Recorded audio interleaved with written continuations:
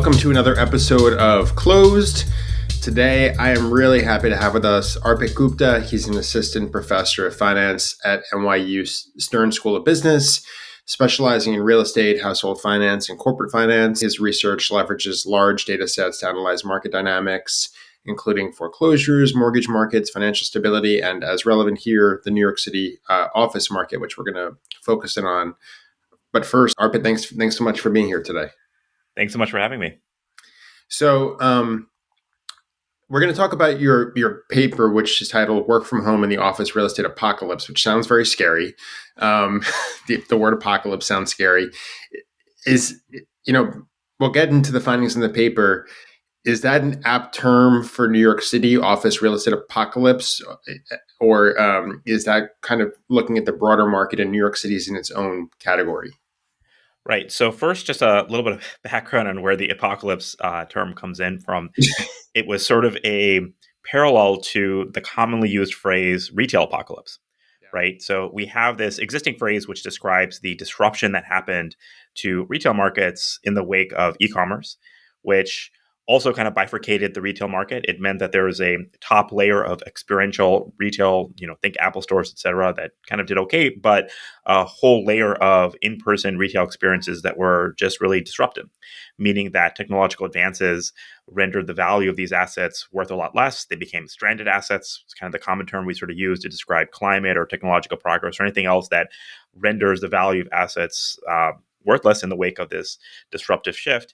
And so we're borrowing that to kind of describe office markets to draw the parallel and think, well, maybe the disruptive effects of technology, work from home, have a similar effect on the office market. Of course, that doesn't mean that every single office building is worthless any more than any one mall or retail property is worthless, but it does suggest that it is a similar technological disruption, which also kind of like in retail has larger effects on lower valued office properties, affects some markets more than others. And in New York, it's really a mixed bag. There are a lot of office submarkets that are doing really well, a lot of office submarkets that are struggling. And so I'm sure we're going to talk about that.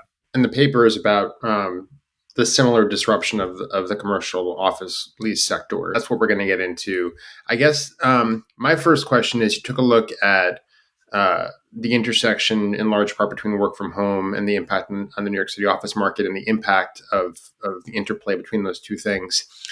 Did you look at all at whether, I'm just curious, was remote work becoming more fashionable before COVID, and COVID just accelerated what was going to happen already, or what was the advent of work from home, remote work totally dependent on the pandemic? That's a great question. And if you compare it back to retail for a second, the story in retail really looks more like your second thesis, which is that it's an accelerant, but not really changing beyond what we would have expected otherwise, because there was this huge immediate rise in e-commerce and purchases in 2020, and then it kind of trailed off. And so if you draw the line from before the pandemic and kind of shift forward, we're sort of maybe where you would have expected to be, at least in terms of e-commerce as a fraction of overall spending. And it also turns out like overall spending went up a bunch. So like total dollars in e-commerce is maybe higher, but the mode share going to e-commerce is maybe on trend.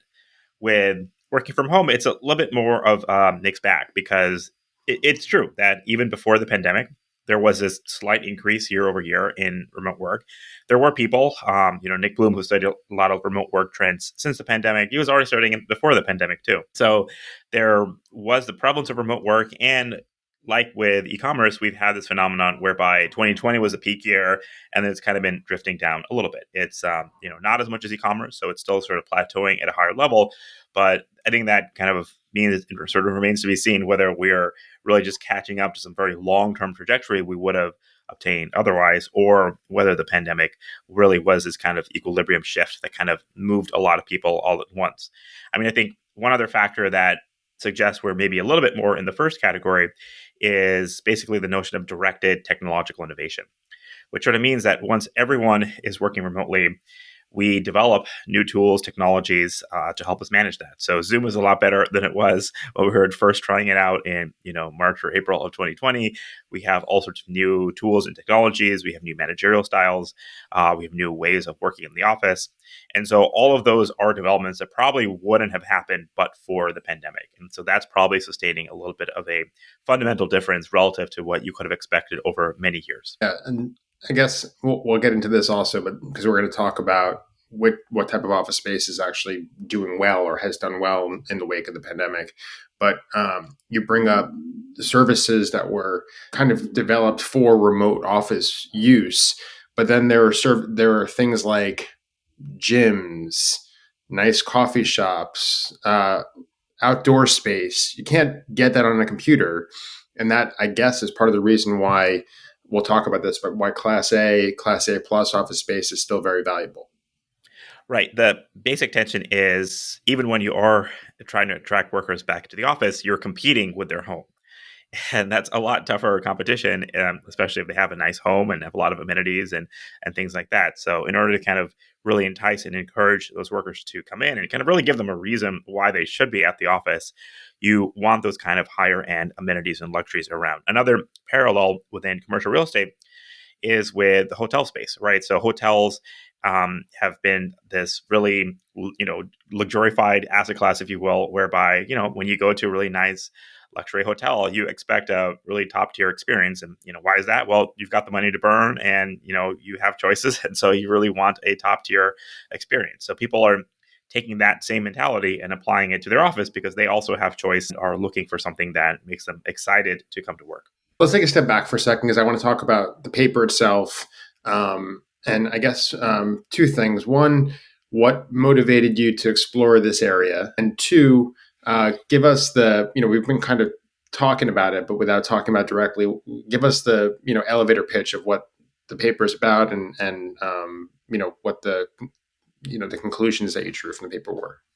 Absolutely. So, first of all, I should say that we're talking about this paper that's joint work with Steinman Neuberg and Rinda Mittal. So, these are my collaborators that we've been working on a number of different projects together, Yeah, but exploring the impacts.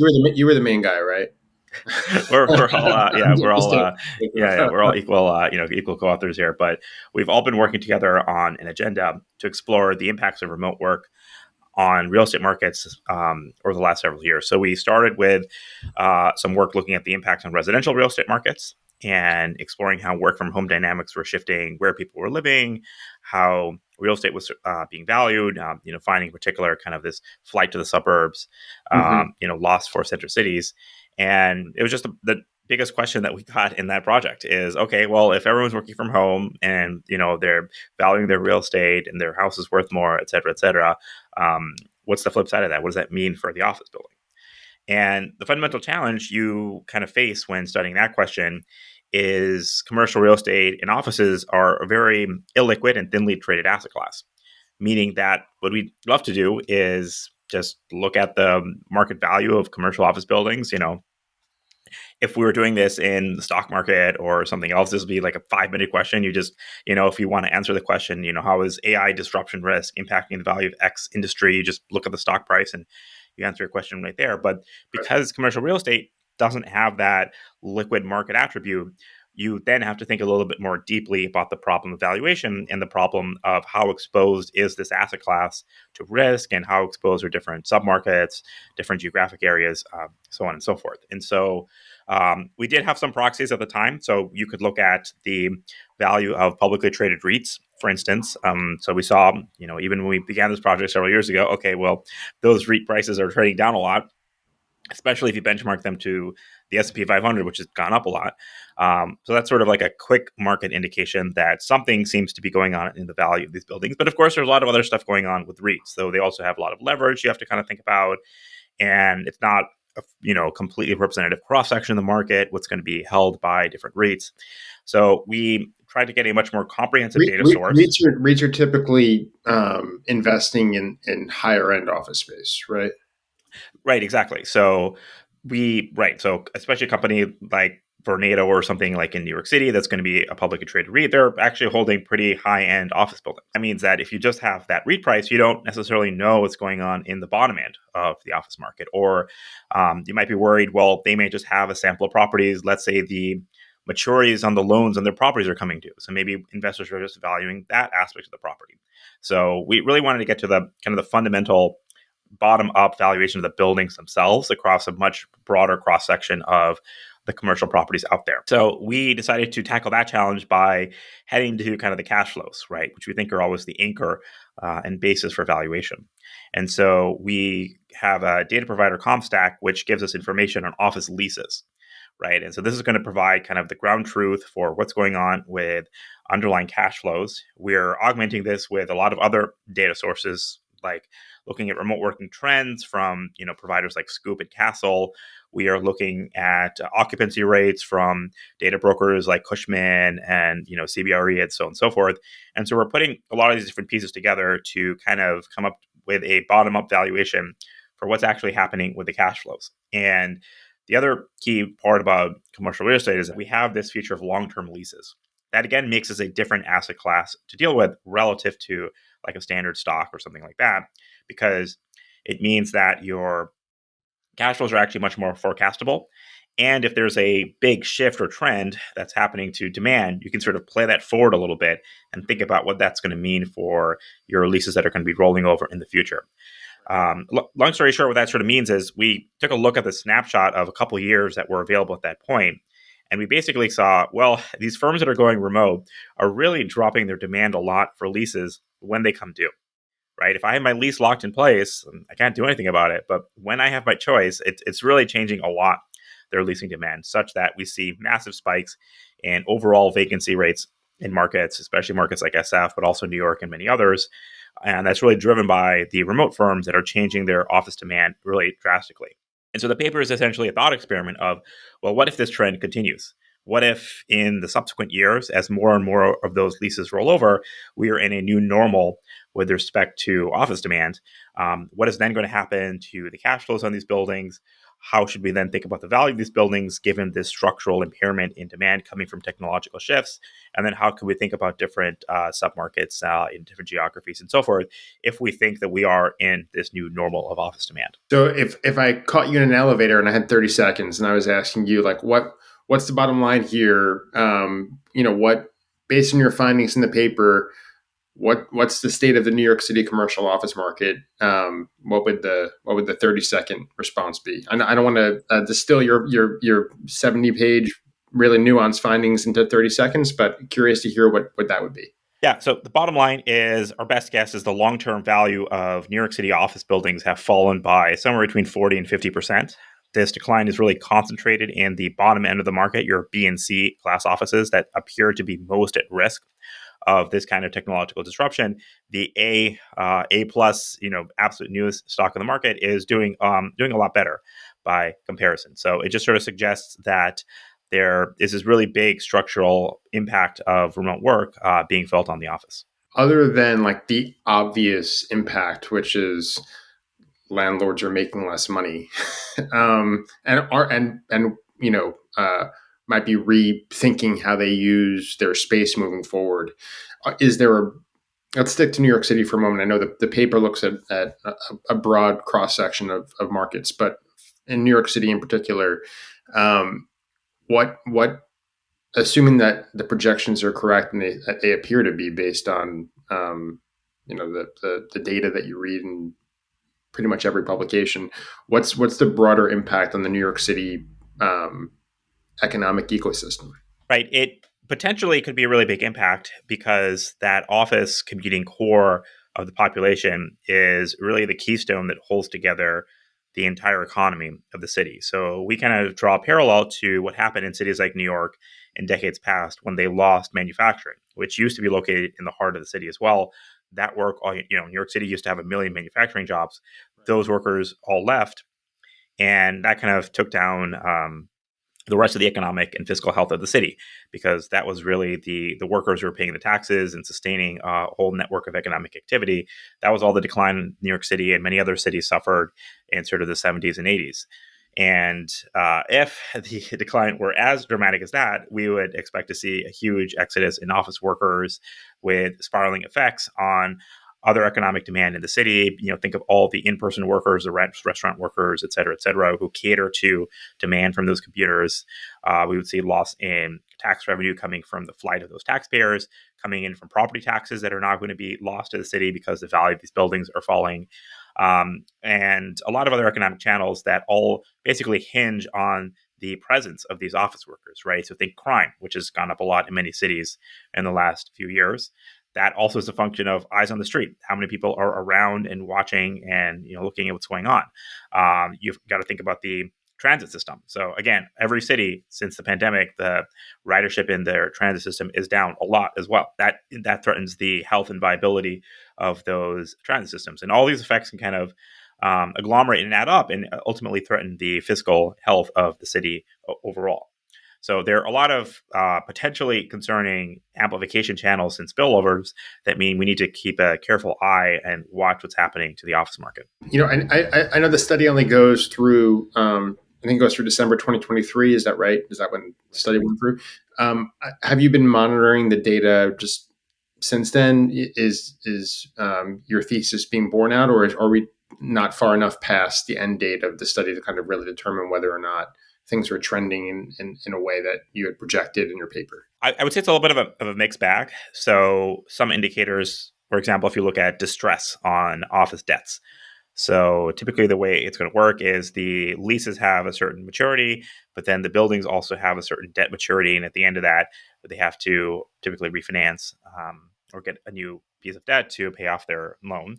And that's really a time when a lot of delinquencies and defaults may happen, because if the borrower is not in a position to actually fill the building, the bank's not going to give them a new loan. And so we're seeing those delinquency rates on these office loans rise, to pretty high levels. So, these we're seeing kind of levels of office delinquency we kind of haven't seen since 2008, Yeah. at a time when nothing else in the economy looks like that. Is really kind of a standout example of economic distress in the economy. So that's on the negative side. It's sort of paralleled with the rates of delinquent of vacancies that we can kind of see with office properties again on the lower end. And so many of those B and C class offices appear to still have high vacancy rates.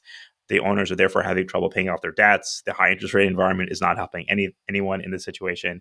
So that's on the kind of distress low end of the market. Yeah. I think on And the that, high end of the market, and that doesn't seem like it will improve, right? Because if anything, as you're talking, I'm thinking about just like from a practical perspective, the tenants who are currently in the non-class A, class A plus office space, not only are they in a more vacant building, there's consequences of that because typically you have to pay your proportionate share of operating expenses, you have to pay your proportionate share of property taxes. right? Who's paying that? The landlord doesn't want to pay for half of the building's operations, and that's going to eventually either pass on to tenants, or, like you said, there's going to be delinquencies, or they're going to walk away from the building. So, I don't know. Do you see a path to that self-correcting in the future, or is Class B office space going to have to transition to something else? Right. So we can look to other asset classes. I think it's a little bit of a parallel for how to deal with this overhang stock, right? So the way kind of retail dealt with it is through a mix of different things. So some retail space was upgraded to try to cater to the high end experiential, demand that's out there. Some some retail real estate just sort of hung around for a bit and eventually kind of found, demand kind of coming back in.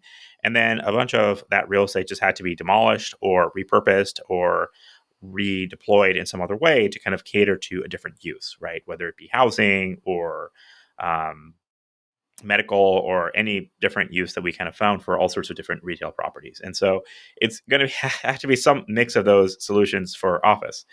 Either you upgrade and try to gain access to the high end of the office real estate stock, you sort of wait and hope that the work from home shift is somewhat transitory and kind of workers are coming back to the office if their employers demand it. Obviously we have people like me, Diamond, and many others who want employees to come back to the office. So there's a chance that some of those trends will reverse, or you find new tenants, right? In San Francisco, they're very excited about AI companies that might take up some of that leasing space. But ultimately, I think you still end up with a bunch of overhang, and then you have to think about, well, can I convert this into some other use? Should I just demolish it? But if I can, if I have a market that has, like New York, that has, let's say, 22% vacancy rates, if I can get rid of, let's say, 5% of the office stock, if I can re-tenant 5% of the office stock, then I can at least kind of get down to a vacancy level that I can sort of live with. Yeah. This may also entail writing off some debts or dealing with some distress and so forth on the financial side of things. So that's the possible path to recovery. But there are a lot of risks and downsides with that too. So obviously, we're in a relatively weak labor market environment right now. That's generally not the environment that firms are dying to lease up a ton of office space if they think, well, I may not need a ton of workers in the future.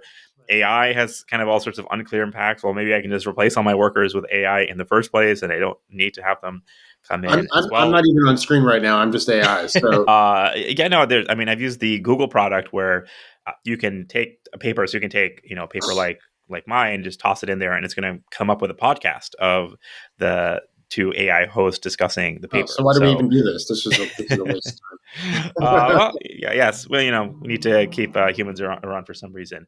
But I mentioned these not to say that any one of these scenarios or possibilities is for sure going to happen. Obviously, no one knows exactly what's going to happen. Even our paper is, I would say, just a best guess or estimate. It's not a Right. certainty or forecast for sure what's going to happen. And really, that's our main point. That there is this risk and uncertainty that is now affecting this entire asset class, which means that investors have to think really carefully about what they're really getting into. This is not part of your paper, but I'm just curious your thoughts on this. Do you obviously the federal government has taken a position you can't work from home anymore, right? So, and I would imagine a large swath of people in this country are taking their cues from the federal government for better or worse right now. So, do you anticipate a trickle down effect where, hey, look, the federal government says you can't work from home. Um, this is a cue to large businesses, small businesses, medium sized businesses, supporters of the federal government. You really shouldn't be working from home either. So I think we have seen some of that signaling going on, right? Whether it is JP Morgan or Elon Musk or the federal government and some spillover effects onto other companies thinking I about think Elon's working from home because he's tweeting a whole. it's sort of funny because he has like 7 companies. He's clearly not in person in any of them. He wants those workers to be showing up. But um, I would say I think those trends and this kind of return to office does seem to have some momentum, particularly for the largest firms. So, and for certain industries like finance. And that has been to the benefit of cities like New York City, which have a lot of large firms, have a lot of finance. So that has been helping to prop up, I think, particularly that A plus segment of the market, because there's just some incremental increase in demand coming from some more companies that are coming in, right? With these finance companies, you often also hear of compliance issues, right? I want to have kind of my workers in person in the office where I can more cleanly monitor exactly what's kind of going on there. So I think that effect will have some impact on office markets. However, there are still a couple of challenges. One is if you kind of look at the overall employment data and you sort of ask, well, how much remote work do we seem to have in the economy? It's sort of more like plateauing. It's not really coming down super Yeah. rapidly, meaning that it still looks like many workers out there still are pretty remote. That's one thing. The other thing is Younger workers enter the workforce in that way, and it's kind of hard to untrain the brain to say, now I'm going to do something totally different from how I started my professional career. right. Yeah. So it just becomes a amenity, a way of life that you sort of expect. Whether or not you're 5 days a week fully remote, even if you're hybrid, one of the things we find is even that hybrid work mode, it does have some impact on office demand because you can sort of repurpose and configure space a bit more efficiently. The other thing I think I was going to say about the federal back to office mandate in particular is it's interesting that it's coming alongside Doge's other demand that the federal government get rid of a bunch of leases for a bunch of office buildings that Oh, I they're didn't know not about using. that. Yeah, so that's been There's too much news. You can't possibly follow. yeah, exactly. So uh, I think one of the things that's going on there is they're actually using the back to office mandate partly as a way of cutting workers, and they know that some workers aren't going to want to come back to the office, and so they're happy to fire those people. But that means they're actually going to end up with fewer people back in the office than they did in 2019. So that's leaving them with excess space, and so they're cutting that office real estate. So if your hope was, as a DC landlord, that this back to office mandate is going to help your overall portfolio, that's not so super clear because they're sort of moving in multiple directions at the same time. I wanted I had a couple more questions. The first was we touched on this briefly about the Class A plus space, and in your paper you talk about the flight to quality. Could you flesh out just a little bit about what that means? And I think we talked about this a little bit when we were talking about the Class B space, but uh, what's the if you're a landlord that owns Class A or Class A plus office space, the next 5 years is the future very bright for that space in the city? Right. So, first of all, it is a result that sort of surprised us a bit because if I told you that there is going to be a structural demand drop for cars, because let's say we're coming with electric vehicles now, and so your traditional gas automobile car is now going to kind of go the way of the dodo, you wouldn't necessarily expect, okay, well, as a result, Lamborghinis are therefore going to rise a lot in price, right? It's not actually the most natural thing that you might expect from a demand shift or technological disruption. But it's a pronounced feature of the data that we observe, and many other commentators have, of course, pointed out, which is that the demand drop for employees coming back in is really concentrated in being C-class offices, in large part because those are matched with tenants that themselves are not super excited to come back to the office, and they don't want to come back to the office to not great locations either. And so it's really the highest tier of tenant quality, your kind of biggest, most marquee names of firms. And those firms are really trying to attract their employees back to the office. They're investing the most in making really high amenity space. So we kind of talk about some of the factors that you might want that if you have workers with a choice and you're really trying to encourage them to go to the office. In terms of like a long-term strategy, though, I think one of the challenges here is that type of A plus demand is probably a little bit more cyclical, meaning that it's easy when times are good to splurge on a really nice office building. But when times are tough, that's probably one place that you cut back. And so if you're thinking forward to a possibility of a recession in the future and how safe are you from that event, there are going to be a few competing forces going on here. One is that maybe a recession is going to give more bargaining power to the employer. Maybe they're going to call more workers back into the office. Maybe that's good for office demand. Of course, those employers probably aren't going to be super excited to invest a lot of money in office real estate when there's a recession going on, when they have lower worker demand. And so that's going to be a huge negative shock to offices. Obviously, in general, office markets suffer a Yeah. lot. And the high end of the very nicest office buildings also suffer a lot during recessions because this is, a very easy place to cut back on spending. It's sort of a luxury, unnecessary, in some sense, amount of spending. So I'll just say this has been a kind of coping mechanism or a way of dealing with the office markets in the last few years, but it has its own risks in the future. It seems to me like there if there is, and I'm somewhat skeptical that this is going to happen, but if there is that um, everybody come back to the office moment, where business owners panic and they want everybody back in 4 or 5 days a week, there's going to be a major supply and demand issue because you're going to have all these Class A space that's taken up now or has become insanely expensive to get, and then this uninhabitable space that might be not even rentable anymore because owners have gone into delinquency or they've given it back to the bank or whatever. So, could you see that becoming an issue if this? Again, I don't think this is going to happen. I think remote work is here to stay. But what's your take on that? Yeah, I mean, related to that, in terms of the bull case, you have the issue that the last few years have seen relatively little new construction happening, Yeah, right? And so real estate obviously has these super long cycles built into it. So think about, for example, what happened after the wake of the Great Recession in 2008. We just sort of didn't really build a lot of homes, and we had this massive drop in housing demand. And so for a while, it kind of looked like, okay, the housing market is cratering, prices are super low. But then when we got a few years out of it, when housing demand kind of picked back up, we then didn't really have enough homes to meet all the demand. And it meant that when we finally did hit a really big demand shock in COVID, the prices just kind of went through the roof because we really just did not have enough inventory, enough um, housing stock in place, and it took us a while to try to build more. And all the supply shortages, building problems over COVID made that building problem even harder. So for office buildings, and particularly the high-end office buildings, we talked about some of the downsides, but I would say the upside is if we do ever have that back to office moment in the future, or firms for whatever reason just decide they want more office space, there probably are going to be concentrating into a relatively narrow set of buildings that are going to have less competition. Yeah. because the buildings that would have normally kind of gone up the last few years, those plans have been axed. And so that means that the availability of new supply kind of in the coming years is going to be pretty weak. Now, that is, broadly to the benefit of the office market. It's sort of one way the entire market can find equilibrium. But when you have such a strong bifurcation of the office stock, it kind of makes the whole problem harder because you're not building more of the office stock that people really want, and you're stuck with an overhang of stuff that people just don't really want to be in or don't want to access nearly as much. And to the contrary, you're seeing certain office space in New York City become residential or attempts to convert to residential. So the stock is being depleted in a variety of ways.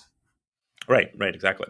So that again is healthy on some level for the market to find a new equilibrium, and as we kind of talked about, go through different ways that we don't have these super high vacancy levels anymore, but it's also suggests there may be shortages in the future, particularly of certain segments. The other adjustment mechanism is what might happen on the leasing side and the lease rates. So another reason this market has this feature of very high vacancy rates is the leasing rates have not been very flexible, or sufficiently flexible to clear the market. Basically, the landlords are holding out and hoping for higher lease rates. That again relates to this flight to safety trend because it's the highest end buildings that are really holding out and hoping to land tenants that will pay really high lease rates. So I think there's also a world. Another adjustment mechanism would be for landlords just lower their leases, lower their lease rates. They're already offering concessions, but you could offer even more concessions and really get more tenants into the door. So this is harder to do in kind of second tier markets. Think places like in the Midwest or something like that, where at some point the lease reductions really start eating into your ability to operate and service the building in the first place. But in your really high end markets, your San Francisco's and New York's, there should be a lot of room to lower those lease rates and still have it be above the cost of operation for the building.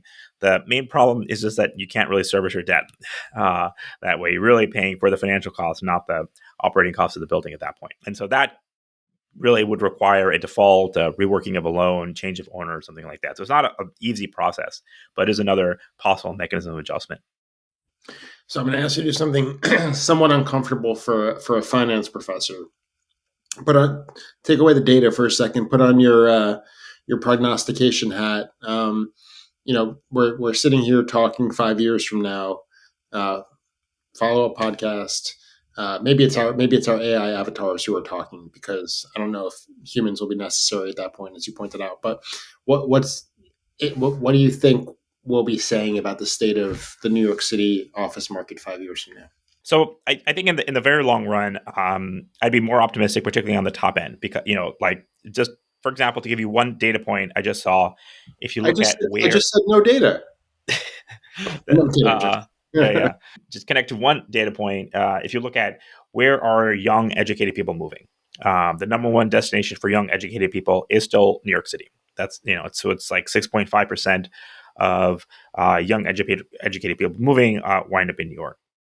So, which just to say, we haven't had, I think, the same effect of the 70s and 80s in New York not being an attractive destination. It's had a hit, but it's still an attractive destination. As long as that's the case, there will be people moving here and coming here, and then some fraction of them will come to the office. So I think all of that is bullish in the long run for at least some segment of the office real estate. And then there's this whole B and C class sort of space that I think will be in a different form. And if we go back in time and look at other past office hits to New York City, right, the late 80s, early 90s were a really bad period for the office as well. That's when we really did convert or change the office uses in a lot of like the financial district, right? So that neighborhood is now completely different. The office demand has kind of shifted elsewhere to newer buildings and so on and so forth. So this is sort of the long-term process of renewal and rejuvenation. And in the long run, I would be bullish about at least some part of the office stock. Okay, well, at least we're ending on an optimistic note after starting with the word apocalypse. So that's a good bookend to the conversation. Arpit, we appreciate you being on. If folks listening want to read the paper, they want to hear more from you, your thoughts, where can they check you out? Yeah, so my website is arpitgupta.info. You can also find me on Twitter at arbitrage. On X. Yes, on X, yeah. All right. Well, again, we really appreciate it. I hopefully if AI hasn't taken over the podcast, but then we will have you back on in the future to talk about what's going on in the office market. And we really appreciate your time. Yeah, that'd be great. Thanks for having me. Thank you. For more on all things real estate and the law, subscribe to this and our other podcasts. Follow Bergstein, Flynn, Knowlton, and Polina on social media. Subscribe to our newsletter and go to bfklawoffice.com. That's bfklawoffice.com to learn more.